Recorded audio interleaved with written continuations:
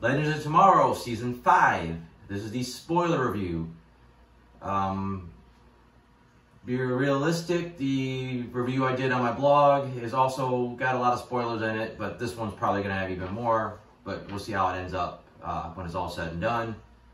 That blog, if you want to check it out, soundedbetterinmyhead.com. We've got some other reviews on there you could check out.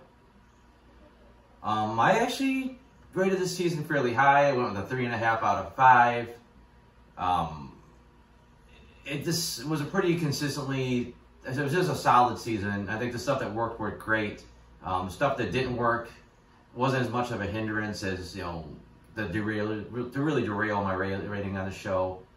The biggest issue is the villain arc was basically, they set up that at the end of last season that they would be dealing with reincarnated bad guys like Rasputin or, you know, like Vlad the Impaler or whatnot. And in this season, they really didn't seem to know what to do with it, except for it was like the villain of the week storyline. It didn't really seem to be leading anywhere. The fact that they were all unleashed by Astra was really pretty irrelevant. She really wasn't like the big bad. She wasn't really trying to like take over Earth or anything. She was just doing her thing to try to make her life better by, you know, living in hell essentially. Then they flipped the script that we now were dealing with the Fates. And meanwhile, the Legends are trying to get the Luma Fates to do their thing. And it's just like more like they were trying to avoid the Fates. It wasn't like they were the big bads. You know, they kind of kept hinting that these guys are very powerful. And we really didn't get to see that they were just, you know, these all-powerful gods. The show got its crossover done before the season actually started, so it didn't really mess with the season, you know, as it was running like the other Arrowverse shows. There really wasn't a ton of changes because of the crossover. You know, it was really just a plot point to bring the Loom back. So it was largely unaffected by it. The show only had, I think, 14 episodes total, 15 if you count the crossover, so it was one of the smaller seasons, which worked out because they were able to finish all their episodes before having to be shut down by the COVID-19 pandemic, which is what happened to all the other Arrow shows who had to wrap up their seasons early, with the exception of, you know, Arrow and Black Lightning as well. They did have a pretty significant gap where they didn't air a lot of new episodes for Legends, which I think hurt it a little bit, hurt the flow, but overall, they had all their stuff done. They had a season laid out and they were able to execute it.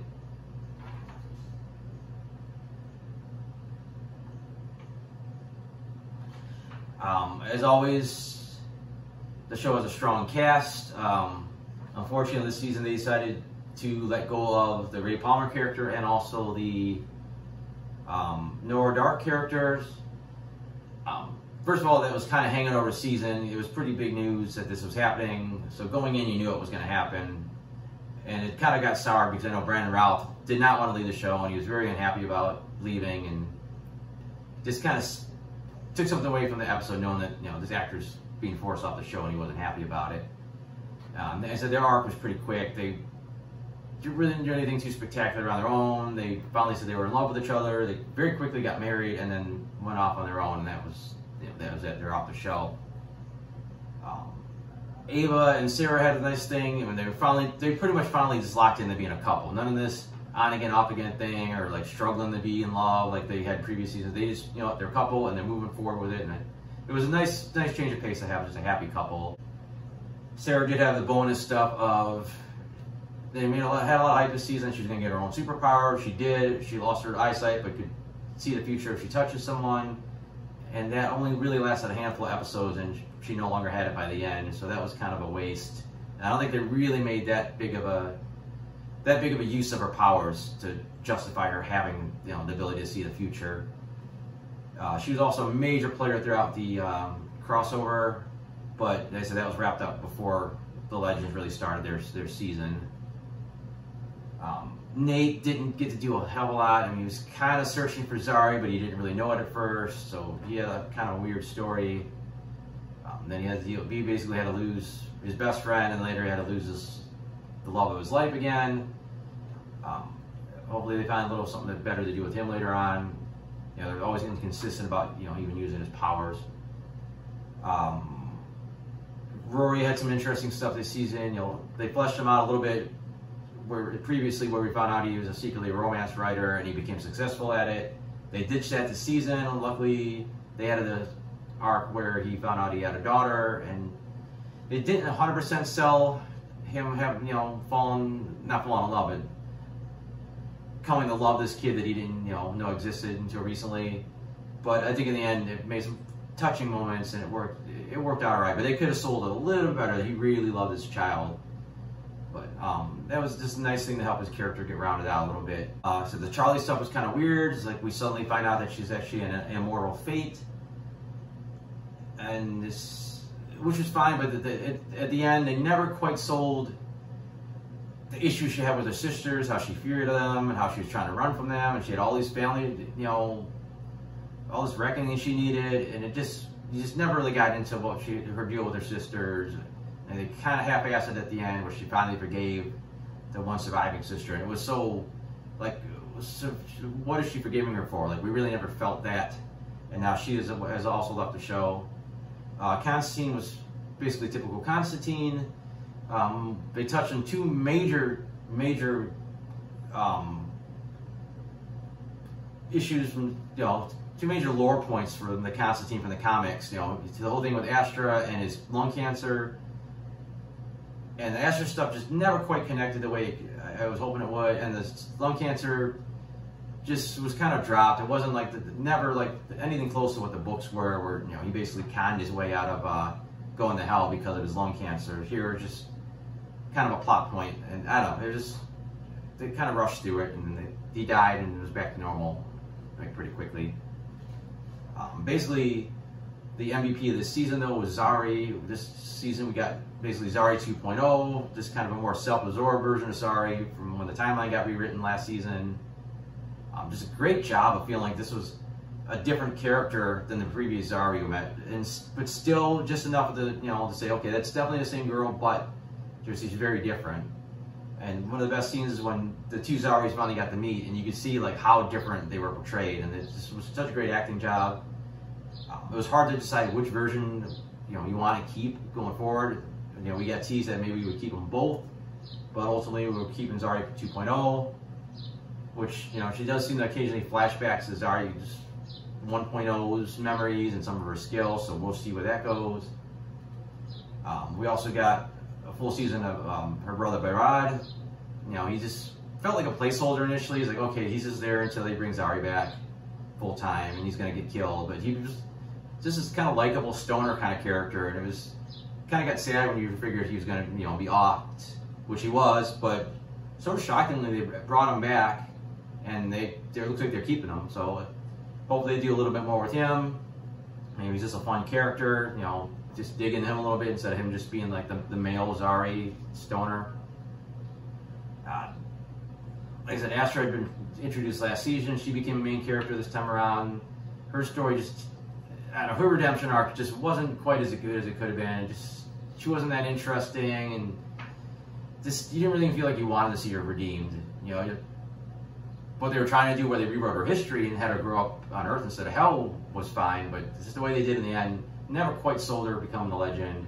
Again, what really worked for this show is, first of all, the humor. The humor used to feel out of place. Felt like it was trying to be a superhero and trying to be too silly in the previous seasons, but now comedy is its thing, and then when it works, you know, well. You're expecting the jokes. There's a lot of great stuff, and then the thing that really works in the end is that the heartwarming stuff actually works. Like, you care about these characters when something bad happens, you know, when Behrad dies, and watching Zari like bawl her eyes out, or other things like that, or when Zari 2.1 or Zari 1.0 gets to see Behrad alive, and her reaction, just, you know, it works. You feel like these characters' pain and happiness, and it's like you get really invested in it, which is why I gave it a higher rating than I normally might, because the story itself is mildly lackluster. That's probably all I really got to say about the show. Like I said, it was a short season, but I'm still going to go through the notes, see if there's anything worth mentioning. As far as the crossover episode, it was a little odd because it was so heavily influenced by the Legend of Tomorrow style, like the humor and the Bebo stuff. just the way they did the whole Oliver Queen thing, I just never felt any kind of sorrow about what happened to this character. Because it was so, he was dead, then he was back, and then he was the Spectre, and then he was dead again, and then he was, I don't know, it was so vague. It was hard to give a shit, to be honest. You know, the ending was cute, but nice to see Martian Manhunter got a costume finally to wear when he's, you know, John Jones instead of just when he shapeshifts. The first real episode, the whole documentary concept was pretty funny.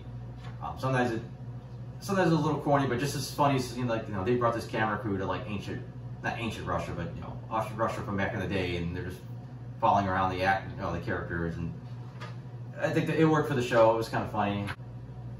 And then also we finally that starts the arc of Mick basically having a daughter. Unfortunately, they didn't do much with him.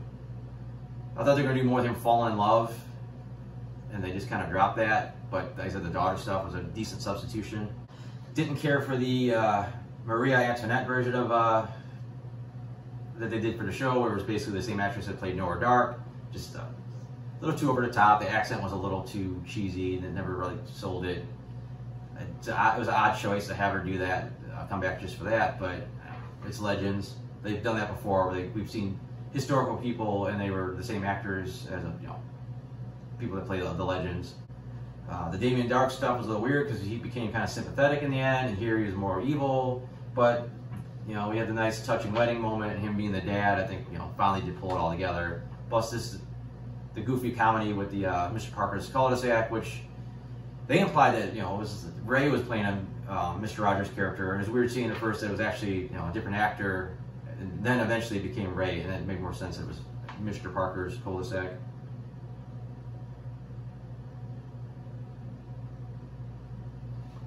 The Shakespeare stuff, some of it was real cheesy, but some of it was pretty funny. You know, the title itself was awesome. The Romeo v. Juliet, Dawn of Justness, the superhero play and all that stuff that went on. I said it was pretty well done. The bromance stuff was a little over the top, a little heavy-handed, but you know, the actors sold it in the end. The supernatural stuff was a waste. You know, they ended up on the set of the Supernatural TV show. We got to see the car, and really not much else. There's no reason at all that crew died and came back as zombies and tried to attack our heroes, and I don't know. I don't know what the point behind that was. They really didn't do anything. It's not like you had a cameo with any of the actors or anything. The Son of Sam stuff with the Helldown I thought was brilliant. The Gary Gideon stuff was pretty funny, especially Gary making up their theme song. Of course, when you kill all the characters off, it takes something away from it because, you know, they can't all stay dead. Absolutely loved the episode where they were stuck in different TV shows. The Friends stuff was hilarious. Plus, like I said, Zari 1.0 coming back, and her emotional reaction was awesome. I don't watch Downton Abbey, so that stuff was just nothing really special to me. The Star Trek stuff wasn't as good as it could have been. It almost looked like too good because, you know, Star Trek, you go back to that cheesier, you know, camera work. They should almost use a 60s style camera, but it was still funny.